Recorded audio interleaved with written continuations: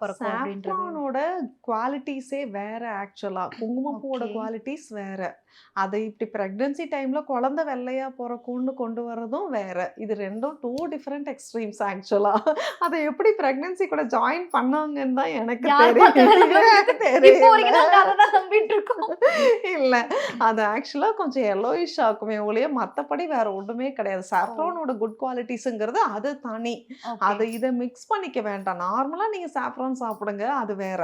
But அது pregnancy டைம்ல சாப்பிட்டா குழந்தை கலரா பொறக்கும் அப்படிங்கிறது கிடையாது. குழந்தையோட கலர நிறத்த நிர்ணயிக்கிறது அம்மா, அப்பாவோட ஜீன் தானே ஒழிய, ஓகே. வேற எதுவுமே கிடையாது. அவங்களோட ஜீன். அம்மா, அப்பா, தாத்தா, பாட்டி அவங்களோட ஜீன் தான். மத்தபடி நிறத்தை நிர்ணயிக்கிறது நம்ம என்ன சாப்பிடுறோம், ஆரோக்கியமான ஃபுட்டு இறங்குதா அப்படிங்கிறது தான் அதிகமா நம்ம நோட்டீஸ் பண்ணணும். குங்குமப்பூ சாப்பிட்டுட்டேன், அப்படியும் குழந்தை வந்து கருப்பா பொறந்துச்சுன்னா, நீங்க அப்ப ஜெனடிக்கா பாருங்க உடனே அப்படிங்கிறது சொல்லுவாங்க, தான். "ச்சே நல்ல குங்குமப்பூ இல்ல போல. ஏதோ ஃபேக்கானது வாங்கிட்டு வந்து குடுத்துட்டாங்க போல." ஆமா. அப்படின்னு அதுக்கு சொல்லுவாங்க. ஓவர்சீஸ்லேருந்து இம்போர்ட்லாம் பண்றோம். அதுக்கு நம்ம ஆ. ஓகே.